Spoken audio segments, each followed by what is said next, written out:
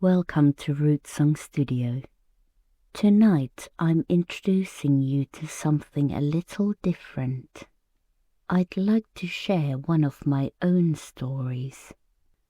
This is The Changeling, an original fairy tale inspired by Finnish folklore, the old changeling legends and the forests and bogs of my home region in the northern Finland.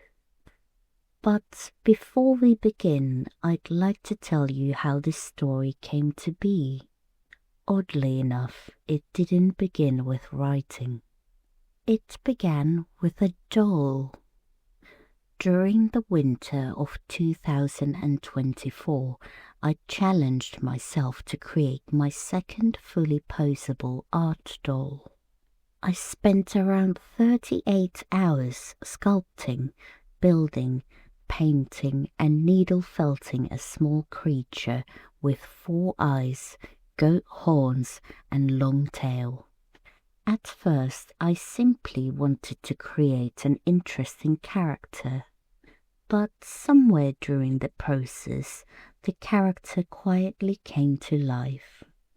As I sculpted, I found myself wondering who this strange little being was. Why did she have 4 eyes? Why did she seem both mischievous and lonely? Before long, I wasn't designing a doll anymore. I was getting to know someone.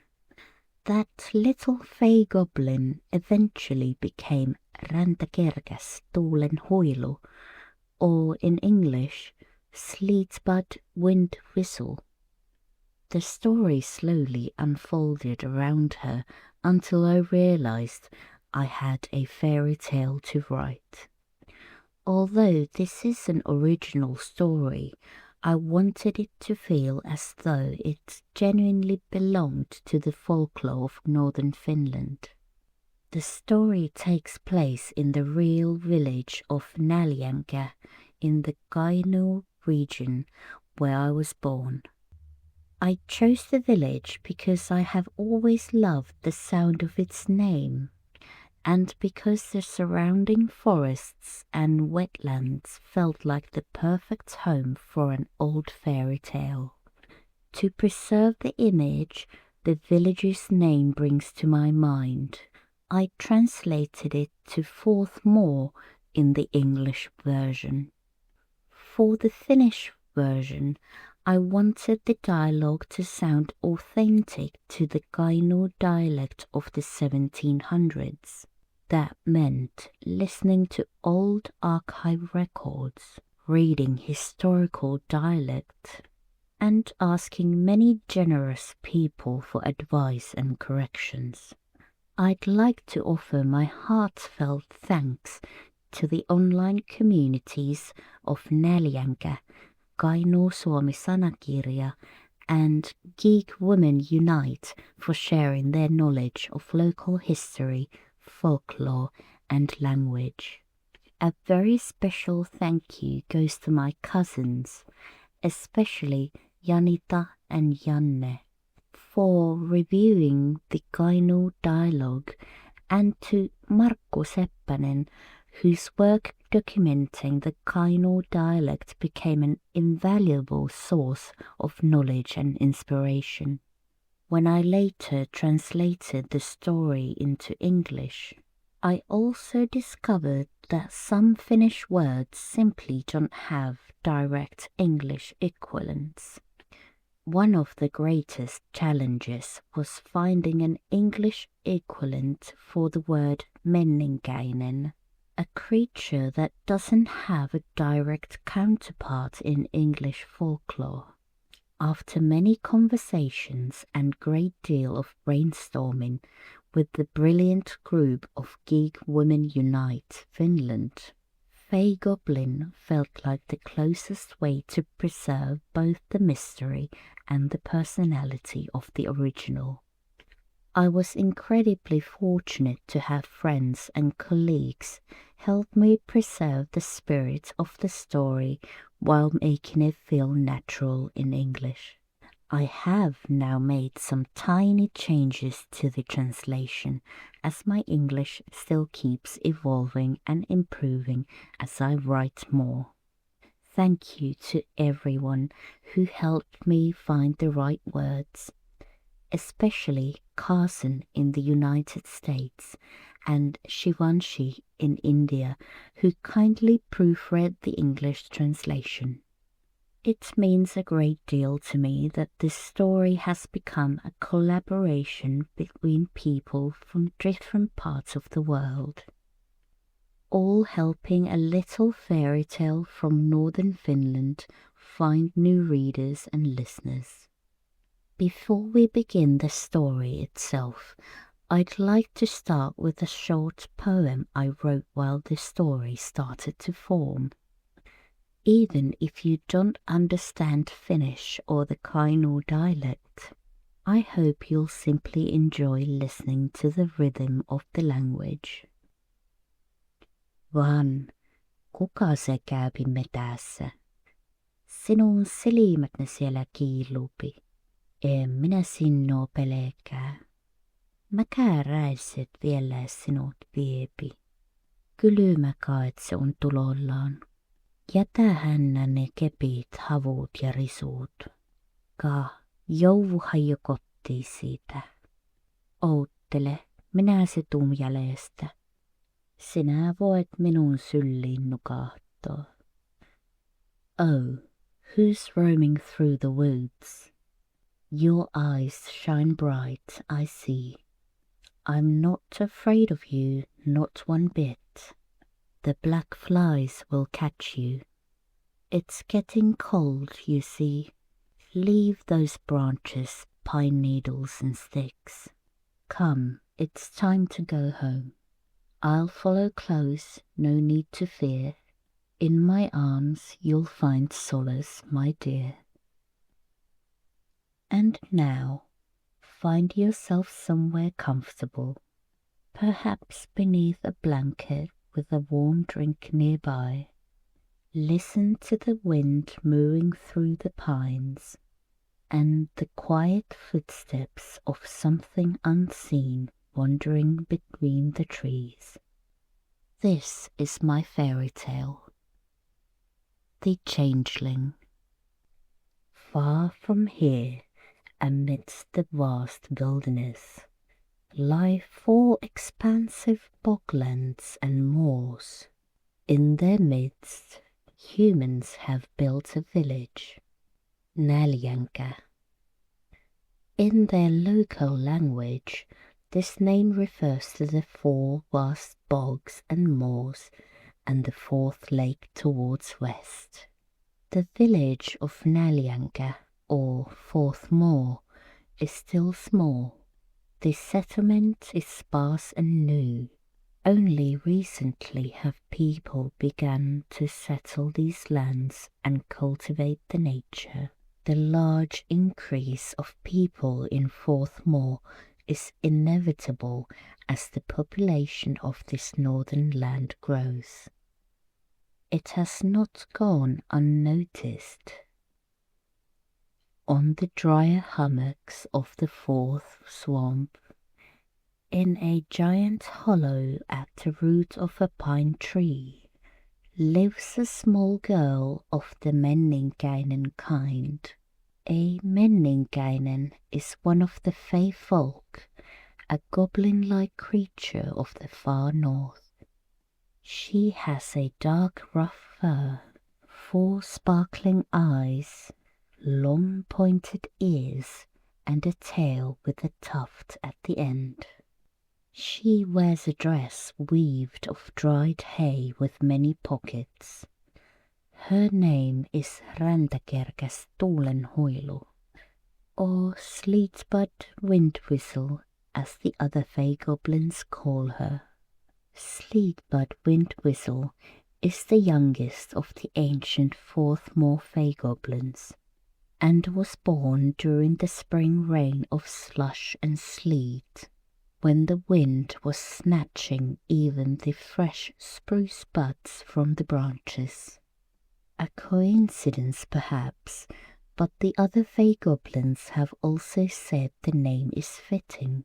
Sleetbud Windwhistle has a thin, slightly whiny voice and a sharp, bitter tongue. She is mostly quiet and enjoys her own company, but she will fiercely defend herself against the teasing of the other Fey Goblins.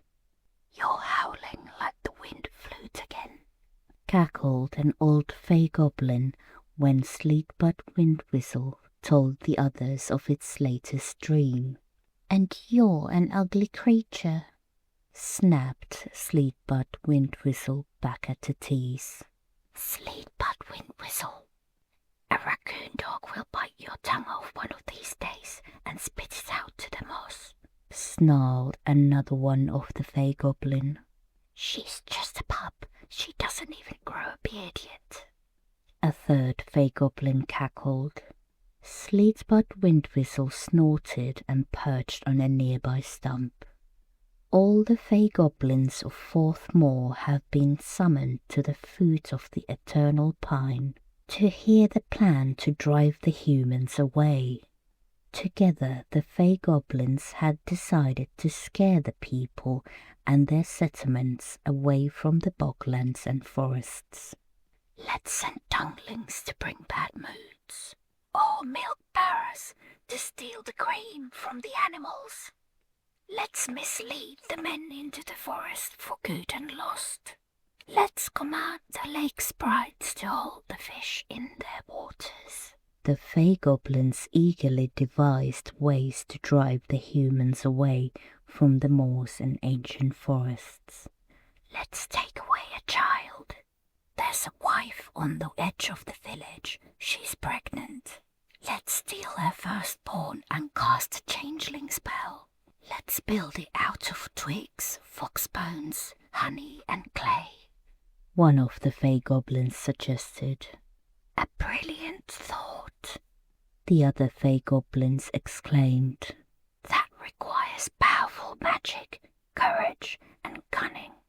Who among us is capable of such a task?" "Me.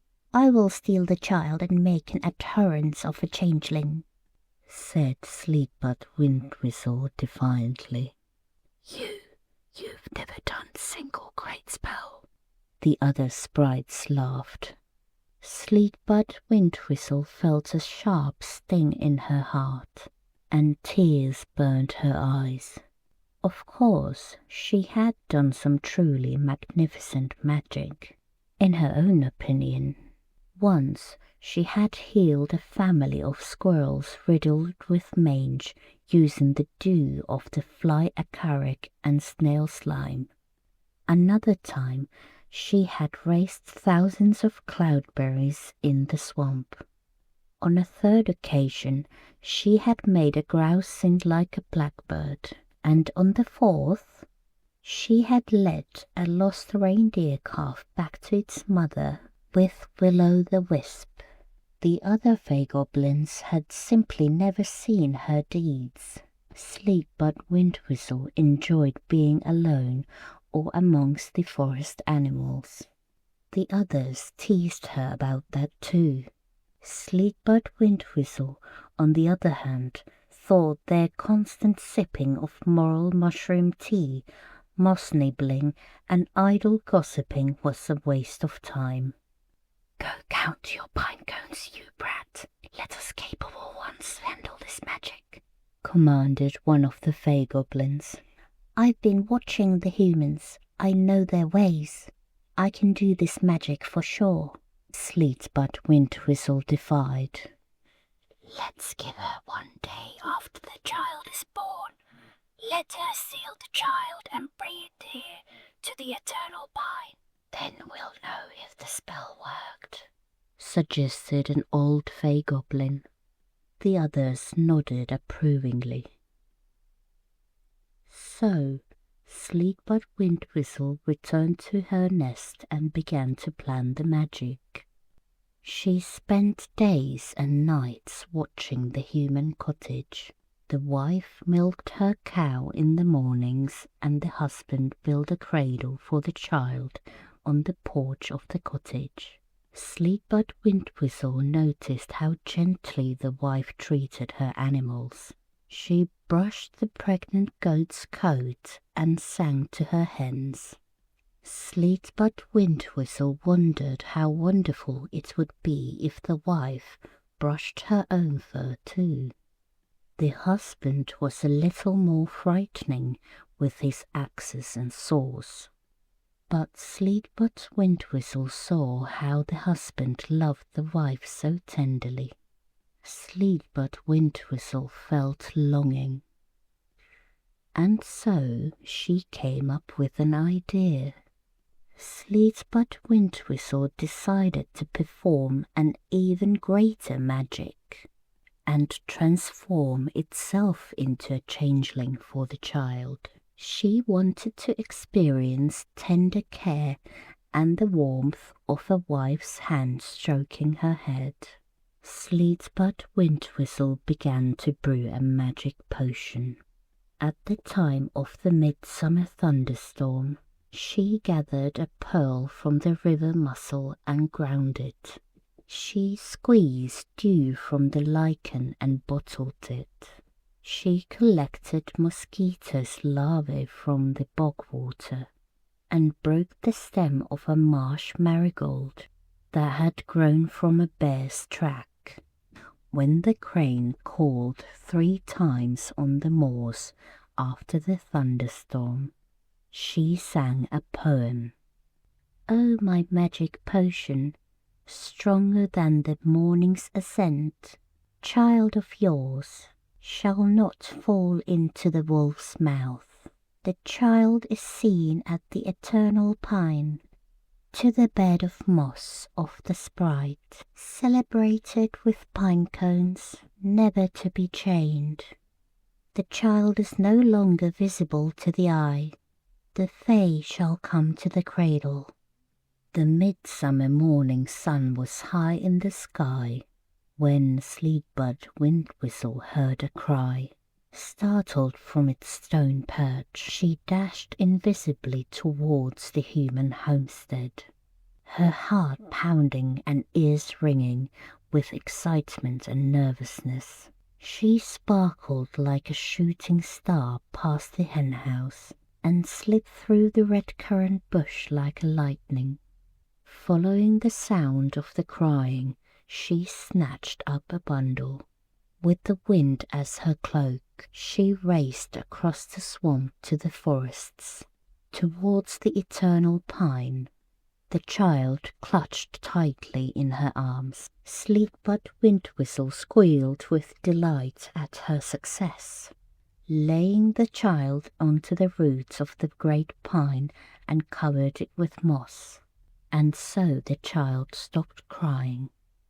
The fey goblin raced around the tree 3 times and drank the magical potion from her pouch in one gulp. Now the magic was complete. With a flurry of movement, Sleetbud Windwhistle hurried back to the human cottage. She scurried up the porch steps and slid through the door. She ran along the walls of the cottage room and jumped into the bedroom cradle. There she settled comfortably, waiting for the woman to find her. To her surprise, Sleetbud Windwhistle could still hear the baby crying. The woman's lullaby, however, was soothing. The woman's heavy footsteps dragged closer to the cradle, and Sleetbud Windwhistle felt a surge of tension. The woman peered into the cradle and recoiled. "Holy cow, what is that?"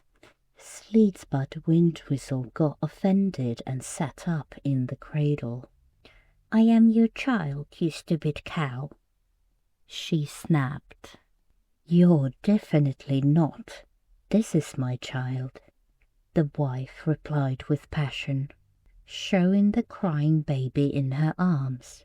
Sleetbud Windwhistle fell silent in astonishment. She wondered in amazement what had happened. Had the spell worked, or had it not?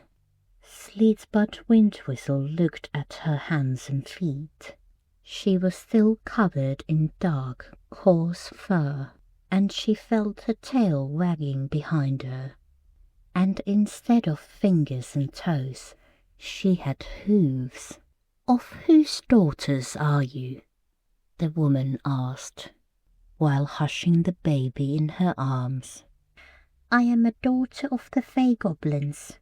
My name is Sleetbud Windwhistle," replied Sleetbud Windwhistle, now more humbly.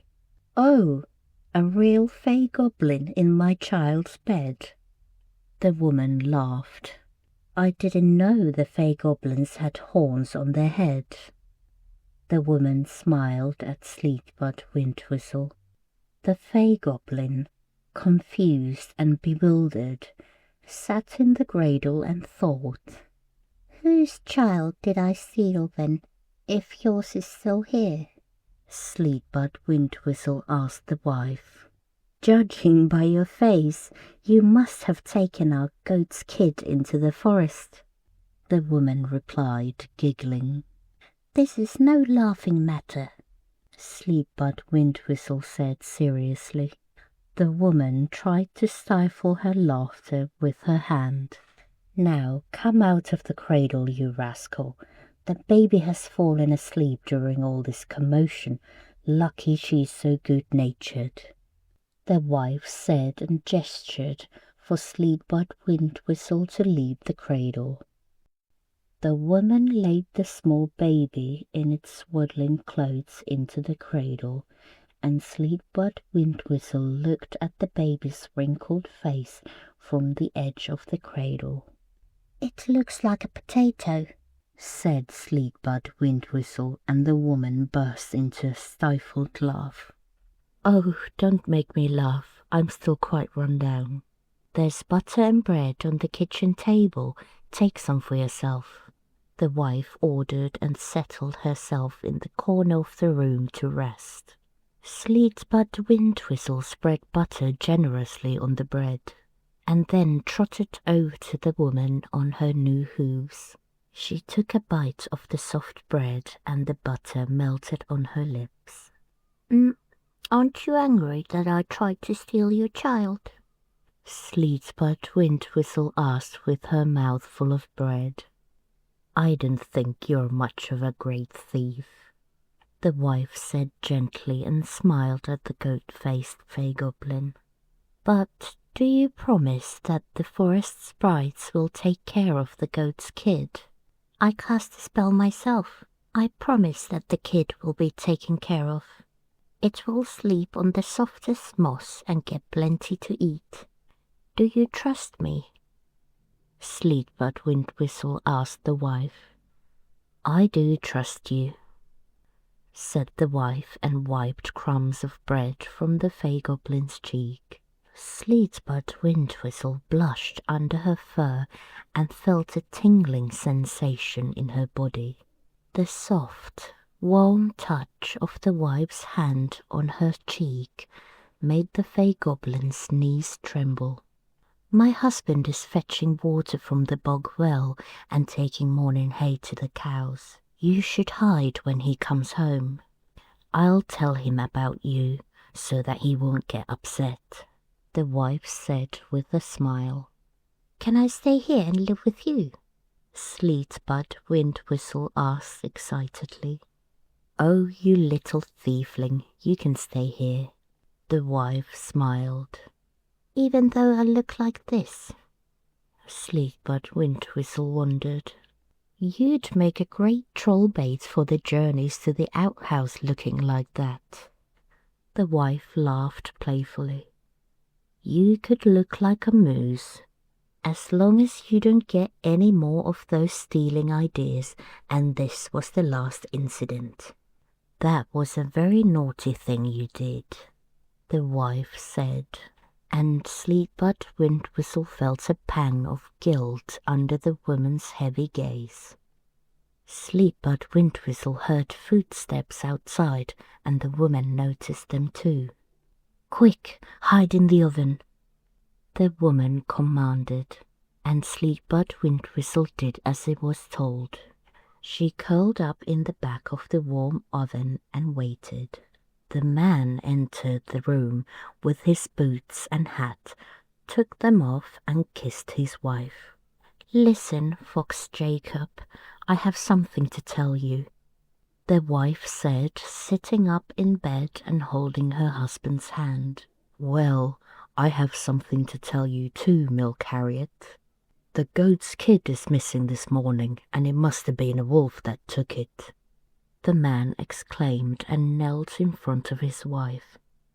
"Well, it wasn't a wolf that took it. It was a fey goblin that snuck into the barn and ran to the forest with the kid," the wife explained. "Oh, I don't know about that," the man said and pressed his palm against the woman's forehead as if checking for a fever. "Remember when you told me that if you ever follow this rucksack, you better follow it for good? And I, as a girl, followed you skiing and have been skiing after you ever since," the woman told her husband, whose brow furrowed in thought. "Well, now it's time for you to follow me," the wife continued. "I'll tell you something now, so hold on tight to your socks," the wife whispered in her husband's ear. "That fey goblin is hiding in the oven, and I have already promised it that it can stay here in our home," the wife said seriously. The man looked at his wife with his mouth open, not saying a word. "Well, now the damned woman has gone completely bonkers," the husband exclaimed, finally managing to get a word out. "Don't you swear at me like that," the wife huffed through her teeth. "Sleetbud Windwhistle, come out of your hiding place," the wife shouted at the oven door. But Sleetbud Windwhistle hesitated. What if the husband chopped her head off with an axe? The wife had been so kind, but men were often more murderous. The husband looked at his wife with a worried expression as she waited for a fey goblin to emerge from the oven. "Oh, don't you dare get shy now. Come out of the oven, you silly sprite," the wife shouted. And Sleetbud Windwhistle gritted her sharp teeth and gathered all her courage. She opened the oven door a crack and crawled out onto the floor of the room.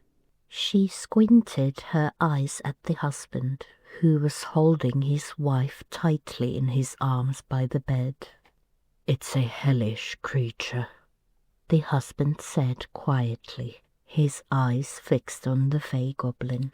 "That's a rude thing to say," Sleetbud Windwhistle retorted. Sleetbud Windwhistle curled up on the floor of the cottage. The husband slowly released his grip on his wife. The wife told her husband how she had met the fey goblin, and soon the husband was laughing at the clumsy sprite's antics. However, the husband reminded the fey goblin of the ruinous nature of her initial intentions, and stated how he himself would have gone for a fey goblin hunt armed with an axe, had things turned out differently. Sleetbud Windwhistle sighed in relief, apologized, and wondered how lucky her adventure had turned out to be, and how good were the people she had found. The wife nursed her child in the cottage. The husband introduced the fey goblin to the animals of his small farm. He told how they had ended up on the outskirts of Forthmore village after their wedding. Sleetbud Windwhistle told the husband about the other fey goblins and her life in the moors and forests. The husband also proved to be a gentle man, and he promised Sleetbud Windwhistle a home. as long as she would keep her promise of the last theft. Years passed. The husband and wife had more children together. The husband built more space onto the cottage, and they soon had nearly 10 cows. Sleetbud Windwhistle learned from the humans to be gentle herself and gentle in her words. In return, she taught the wife and the husband and their children about the boglands, the swamps, the moors, the forests, trees, stones, lakes, rivers, and their inhabitants. To the husband she taught about hunting and the balance of the forest, how the sprites of the forest did not look favourably upon a proud hunter. She told them all how to identify edible berries and mushrooms, how to build a safe shelter from rain and wind, how to calm a restless animal, and how to listen to the wise whispers of the wind. The family became one, where humans and nature lived together, respecting each other. However, life was not always kind. Plagues, frost, and famine took their toll on the villages and the families. Sleetbud Windwhistle did her best protecting her family. She brewed remedies for the sick and gathered berries and mushrooms so the family didn't have to live just on the wood's bark. Yet they could not avoid losses. The number of the dead increased as quickly as new children were born or when new folk arrived from south and west. Sooner than Sleetbud Windwhistle could have expected, a grey-haired woman was lying in the bed, breathing shallowly. "Oh, my little fey goblin," the wife said softly, turning her wrinkled face to look at Sleetbud Windwhistle. The wife's eyes were paler than ever. Sleetbud Windwhistle moved closer to the edge of the wife's resting and sat next to her. "Our life hasn't always been easy," the wife said softly. "But you've been such a blessing to us, haven't you? I do not know how we would have managed without you," the wife continued, and Sleetbud Windwhistle sat quietly, listening. The wife took a few deep breaths. "Even though you've been quite a handful at times," she said with a smile, but her laughter turned into a coughing fit. "My dearest, you don't need to talk if you're tired," said Sleetbud Windwhistle, gently rubbing a fir cone ointment onto the wife's chest. The wife's coughing eased, but the fey goblin's heart ached as she saw the momentary suffering on the wife's face. "Do you know that I have loved you so much?" the woman asked, raising her delicate hand to stroke the fey goblin's cheek. "Yes, I have always known," said Sleetbud Windwhistle, pressing her face against the old wife's palm and feeling tears sting her eyes. She wasn't crying out of sadness, but out of happiness, the kind of happiness the woman had gifted her so long ago. "Your fur is so tangled. I'm sorry, I haven't been able to brush it properly." The wife's pale eyes glimmered with a sparkling light. "You've never done anything to wrong me," Sleetbud Windwhistle replied quietly but with confidence. "You have given me more than I ever dared to dream of, a family, a purpose, and a meaning, praised the Fey Goblin with a slight tremble in her voice. Could you look after my children too? I may not be here for much longer, the wife asked, placing her hands on her chest. I promise. Do you trust me? I do trust you. The wife replied softly and closed her eyes. When the wife died, Sleetbud Windwhistle returned to the moors and forests. Her spell faded and she took on her true form.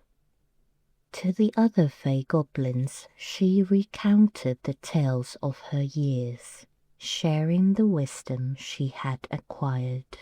No longer youngest of the sprites, her daring bravery and skill in magic had won over even the most ancient of her kind.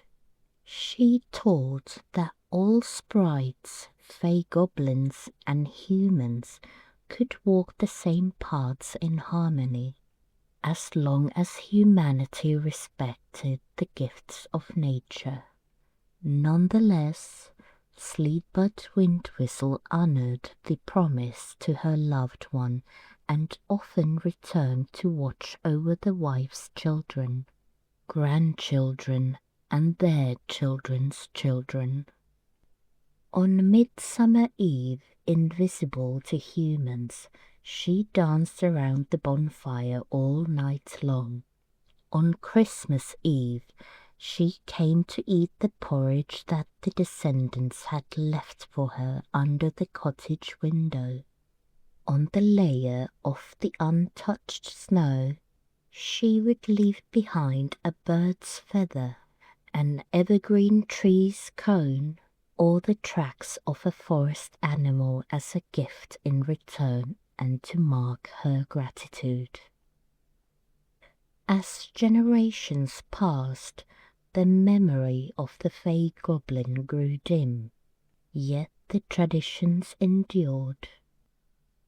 On the dry hummocks of the fourth swamp, in a giant hollow at the root of a pine tree, an ancient yet ageless Fey Goblin remembered the darling wife as she drifted off to peaceful sleep.